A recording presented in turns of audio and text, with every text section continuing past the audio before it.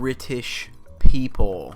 Ever since I've been watching YouTube, I've had a fascination with British people and the differences between the US and the UK, with such things as language, food, units of measurement, culture, and a few other specific things. Disclaimer, everything I know about England, Ireland, Scotland, and the other one are based off of information I've heard from British YouTubers. I've never met a truly British person. I am from Northwest America, so I'm definitely going to get something wrong, many things wrong in this video, but that's what the comment section is for. I should probably start off by saying some things that the UK and just the EU, I guess, do right. Walkable areas. In America, you drive a car, you take a bus, don't take a bus ever, or you die. Everything is at least a half a mile away from you, and on the way there, you could run into a few situations that can get you killed, such as crazy human, other cars, crazy humans in other cars, football, which is soccer to me. I do concede you do kick the ball with your foot, exclusively, honestly. American football, I don't know why we didn't just call that soccer. A football you kick with your foot, and American football is a ball that starts a tiny war. I also don't think there's anything wrong with calling it soccer. I just get where they're coming from. You know, I guess whatever, point one everywhere else. Giving things funny names. For example, BBC, Nando's, testicles, chips, but we'll get to that later, and torch. Why? There have been 3 evolutions in that technology since the torch, but they just kept calling it a torch. Handheld light sources. It went from stick on fire to candle and a thing that makes it a lantern to battery powered light. The gap is so big, and they just maintained the first word. But yeah, point England for funny stuff. Yeah, and that's all I know that's good, because on the internet all anyone ever talks about is the bad things, including me. Let's start talking about the stuff that is poo. Language. Yogurt and Mario. Words they just give up on saying correctly. This used to make me really mad, but then I just learned how their tongues sit in their mouths, and I realized even when they're trying, if they'd have to they can't do it. It's hard to believe, but their accent can't do it. But when they try, it does sound closer, but it just isn't close enough that they keep giving a shit about trying to say it properly. Because basically, from what I've heard, their tongue is it makes like a curve. It's curved in their mouth slightly. It's like pressed against their bottom teeth, I think. And because of the real estate in the mouth that makes the tongue occupy, the very open mouth vowel sounds, they just get compressed, so you can't say Mario, you say Mario, or yogurt. 1 point US, North America. But 1 point England, the colloquial shorthand they have is unrivaled. If you look up British figures of speech, let's do that right now. 88 British phrases that will confuse anybody who didn't grow up in the UK. Bagsy is the UK equivalent for shotgun, as in taking shotgun in a car. Bog standard means completely ordinary.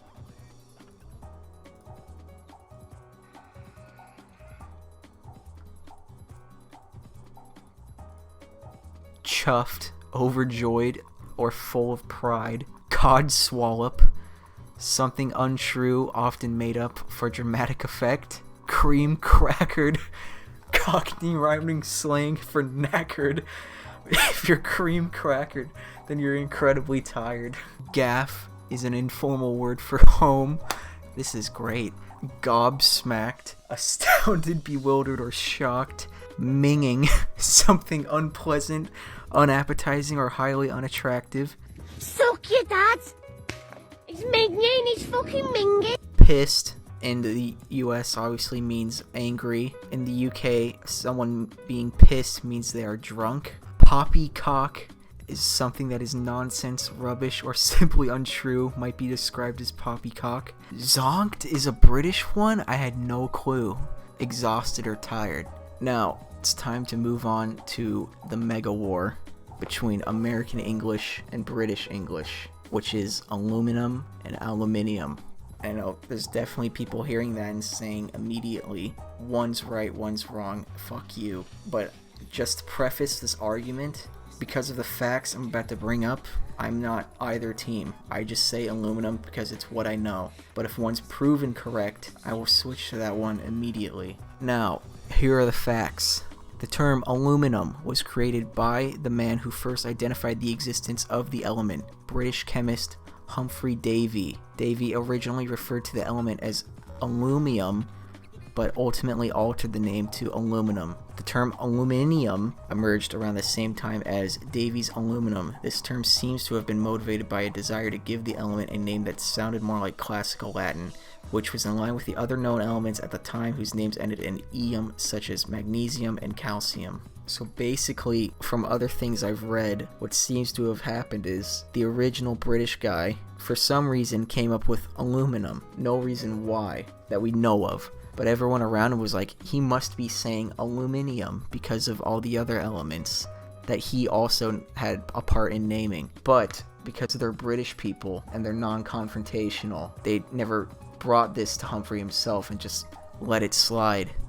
And then we get to 1925, aluminum is adopted by the American Chemical Society. So, basically, Americans saying aluminum, arguably, is England, Britain, whatever's fault. So basically, there isn't a right answer because no one decided like, hey, should we establish what the hell the correct thing to say is? But I didn't stop there, because then I was like, well, are there any other elements on the periodic table that end in UM instead of IUM? And there are, in fact, 4. Molybdenum, tantalum, platinum, and aurum, or gold. So basically, it adds to the stalemate of validation on both sides. Most elements that end with an M, a UM, have IUM, and it's basically like 70% of the periodic table. But you can't say aluminum is invalid. I wouldn't call it 50-50, but someone needs to dig up some like 19th century like chemist journalism crap to figure out which one's correct, because we ignored the problem from the start and now it's very contentious and no one knows what the right answer is. So if you're diehard team aluminum or aluminium, just calm down. Basically, there isn't a right answer in my opinion. I show you the facts. If you're still like a psycho about it, like one's right, one's wrong, I don't consider you a very reasonable person. Right, next in the contentious wars, I guess, now we move on to units of measurement differences. So 1, Celsius and Fahrenheit. My opinion is Fahrenheit is best for weather over Celsius, especially for indoor temperatures. Like with Celsius, it's like 1 degree Celsius is basically double 1 degree Fahrenheit. Fahrenheit's good for weather and indoor temperatures, but Celsius is basically good for everything else, in my opinion. But honestly, how often are we measuring everything else? It's like preheating an oven and like PC temperatures, and like that's it for me. So as an American, I'm honestly happy to be using both, just because they both are better for different things. You know, obviously Celsius has like the freezing at 0, boiling water at 100, but then they get into the negative temperatures just like in winter season. Winter temperatures here, it's like around me it gets to like 20 degrees Fahrenheit, when there it's like -5 degrees. And so it's honestly like I don't really like that, and I'll just use the one I like more for situations. Same with metric versus imperial. I've honestly been using both all throughout school. We have rulers that have centimeters and inches on them in America. I don't know how it is. I'm sure they just use metric everywhere else. But it's honestly, I get the having the clean rounded numbers like 100 centimeters in a meter and all that, and like 1,000 meters in a kilometer, you know, measuring people's height. It's like, yeah, we could be like, yeah, I'm 150 centimeters tall or whatever, but just being able to be like, yeah, I'm over 5 foot, or I'm almost 6 foot. Feet and inches is just great for height, in my opinion. I get why people don't like that, though. British food. So before we get into this, I want to preface that I think just with food debates in general between other countries, there's a big problem with no one having tried most of anything that they're talking about. And I feel like there's actually very few worldly people who can make the arguments that most people are making. That being said, we do have eyes as humans, and ears, and thoughts. And so I'm just gonna go over some popular British cuisine and tell you whether or not I've had it, and if not, what I think about it. So let's begin. Full English, I've basically had this without the beans and the tomato, and the mushrooms have been optional, but I've never chosen to get them. But yeah, America's basically made their own version of this, as America does with many foods. And I don't think you're even allowed to hate this as a human. It's just the most safe meal ever. It's a good out of 10. What is this? Pudding, for you non-Brits, is what we in the UK call dessert. Like, oh, what? The Yorkshire pudding is a liar. Like 95% of all British cuisine, it is comprised entirely of eggs, flour, milk, and fat. Toad in the hole, exactly the same as the above recipe, but with sausages, and therefore 3.7 times tastier. Well, first of all, Yorkshire pudding looks like, I mean, yeah, it's fucking vegetables and bread and meat just all together on a plate. So I guess if that's technically one cuisine, cool, I guess. Yeah, that's like the most 7 out of 10 thing I could imagine eating. Same with this, but I would probably just like eat the sausages first and then everything else. Black pudding.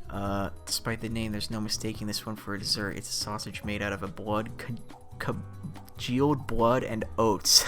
The trick to eating this successfully is to shut your eyes and try not to think or breathe. That's why it's actually quite exquisite. Okay, hold on, okay, I'm gonna pretend I didn't see that for a second. So, what they just take like a lamb? It's just like the leftover shit after they fucking pillage a lamb for its furry goodness, and then they just put what's left in a fucking pan and make like an egg McMuffin egg cylinder out of it. They just eat that with the oats? It's not like it doesn't like go with something. I'm gonna give this either really bad or really good out of 10. Spotted dick, okay? They gave you this in English schools in the 70s and 80s when Margaret Thatcher ruled the land with a fist of iron. In fact, it might have even been her idea. Is a dense and delicious combination of sugar, flour, currants, which are fruits that I believe we don't get in America ever, and the raw shredded fat found around the loins and kidneys of a sheep. And if that's not sophisticated enough, it is traditionally drenched in the national beverage custard. Custard, you know, maybe I need to have British custard, but every time I've had like a custard filled donut in America, it's been like, whoa, no thank you. Currants are basically just if raisins became their own fruit, as far as I'm aware. So I think this thing is like a pathetic excuse for cuisine in general, honestly. If I saw this at like a bakery in America, I'd be like, why? Seriously? No thank you out of 10. Jellied eels. No, I know this for a fact is World War II food. Eels are just like really easy to like put in a fucking stupid ass concrete pool of water and breed, and they're like a pretty good source of protein. But then jellied is like, what? Just give me the fucking eel. What the fuck? Why jelly the fucking eel? Fucking rancid. I give this a World War III out of 10. Also, imagine, yeah, no thanks. Pie and mash. Well, like mashed potatoes, a glorious way. No, the only way to consume as many carbs as possible in one meal. Clearly you've never met an American. Pastry on the bottom, different type of pastry on the top, unidentifiable, flesh in the middle, and a tsunami of mashed potatoes. Wait, okay, why, what? A different type of pastry on the top, unidentifiable flesh in the middle. Why would they be so unspecific? Is there not like a right or wrong way to cook this? Why would they be this vague? Why wouldn't you just say like the type of bread it is? And what, like, it's gotta be lamb, right? All they eat is fucking lamb. Anyway, that's a question mark out of 10, I guess.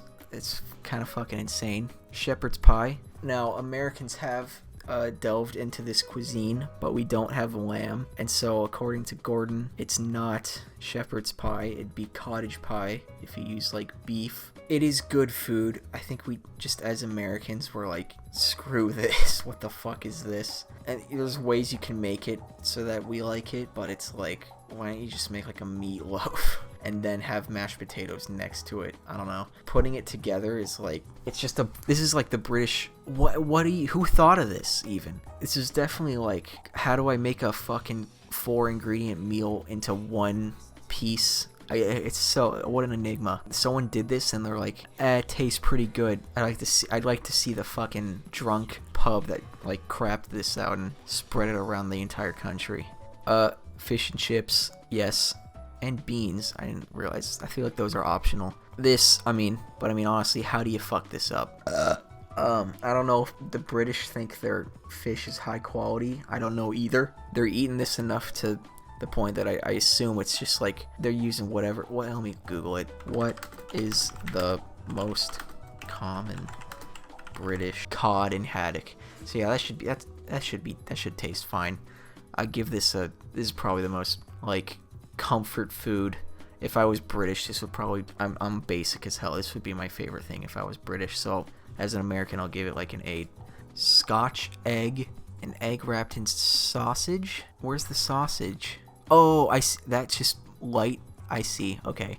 How do they, wow. So it was like how do you cook that? The fuck? And also, I assume they boil the egg first and then wrap it in sausage. I want to like boiled eggs, but they smell like fucking ass. And then wrapping them in sausage, it just transforms that's gotta just transform the ass smell. So this would probably just feel like eating a chicken's ass, or just like a farm animal's ass in general, a dead one. That being said, I'd do that. So 11 out of 10. Sausage roll. These are infamous. People won't shut up about these on YouTube. Sausage wrapped in an egg and various other ingredients that make pastry. See, this is basically just Hot Pockets for British people, I imagine. Except I wouldn't imagine. I think microwaves aren't that popular. Microwavable meals aren't that popular in the UK. I never hear anyone talk about it, because it seems like they already put so much shit in the oven anyway. It's like, yeah, just put that in there, even though it's like a kind of a waste of a junk. I don't know. I give this I'm definitely interested in trying it out of 10. Trifle. This looks like I won't like it, but it might be okay. Can't decide on dessert. Like trifle solve the conundrum. Layer 1. Pudding on top of another pudding on top of another and cover it with whipped cream. What the fuck? This is American. For good measure, douse the whole thing in fortified wine and then chuck a bunch of brightly colored sprinkles and a cherry. Brits will put a cherry on top of anything and call it dessert. Okay, when you're eating this, if it's all it would all just mix together as you're eating it, right? Also, that one of these layers is custard, and so if it is, I fucking hate this. This is like the most rich tasting. This is pure sugar. If this is common, the UK doesn't get to talk shit about soda. Actually, they do. No, soda's like, how do you defend soda? American soda is a fucking crime. But yeah, this looks like a stomach ache out of 10 for sure. I'd definitely take 3 big scoops and then throw it out and never want it again, but I'd try it. Eton mess, I guess. What the heroine of desserts in some upper class areas of Britain. You can't move for the aristocrats passed out in the gutter having overdosed on this intoxicating mixture of meringue, cream, and fruit. Oh, so it's just so there's no bread in this? I mean, yeah, that's just like fancy ice cream then? I don't know. Is it cold? Let me see if meringue is something else in the UK. It's just fucking French frosting. I give this a cream cracker out of 10. Steak and kidney pudding. Cut into chunks, combined with the vital organs of a sheep and stuffed inside a gigantic bucket of pastry. And pudding meant just dessert then? Is that what I read earlier? So this is just it's a Sweeney Todd pie made out of a fucking sheep. And it was the Queen of England's idea. So the Queen of England was like fucking murder that sheep in front of me and shove its fucking asshole into a pie. Typically, I don't eat ass, but this looks like it's, you take a big if you eat this like a burger, like a degenerate, it could be fun. I'll give it a pot pie out of 10. Rice pudding, I've had versions of this. It's like whatever. Oh, wait. In China, it's fried. In Japan, it's served cold with raw fish. There's only one way to serve rice and bread, and overcook and drowned in milk and sugar. Oh, so they turn it into like, it's like if you turned oatmeal into baby food. Holy shit. Well, yeah, so if it's, God, I feel like even though I've had versions of this, I can't even judge it. So yeah, 3 question marks out of 10. I would be very skeptical still. Jam roly-poly. Looks like custard again. What is that? You gotta tell me. Yeah, I think there's jam involved. Jam and bread. That's all I can tell you. I'll just look it up my fucking self. It is a flat-rolled suet pudding, which is spread with jam and rolled up, similar to a Swiss roll, and then steamed or baked and traditionally served with custard. It is custard. God damn it. Fucking British people and custard, man. What the hell? Scones. Scones are everywhere. But these look British-er. Yeah, I mean, it can't be that much different. It's a scone. And scones are like, they're one of the better pastries just because they're not covered in fucking frosting. Cream. Yeah, I prefer cream over frosting. So yeah, there's probably an 8. Christmas pudding. I mean, yeah, more custard, right? Or Christmas dessert. Why are they, is this thing edible up here? I give this a British brownie covered in custard out of 10, which, I don't know. That's a fucking, yeah, I'd try it. It's probably the most 7 out of 10 safe thing ever. What, that's like, no more, there can't be more than 3 ingredients here. Tea is meh. I'm a controversial person who hates coffee. I think coffee's one of those weird things where it's like, no one likes it black. You put milk and sugar in it. So literally, you put the ingredients for a milkshake in it, and then it still counts as just coffee. And people are like, yeah, I like coffee. I don't subscribe to that. Tea's got a similar thing going on most of the time. You can't, obviously, a lot of people do kettle it up and like put whatever weed they smoking in it. Honestly, to me, it just seems like kind of a waste of time. You just drink water. It's just they got nothing better going on. Yeah, I give it a coffee out of 10, which is a 3 out of 10. Tea is a 3 out of 10. American answer. But, what are you gonna do? I think that's the end of this fucking video.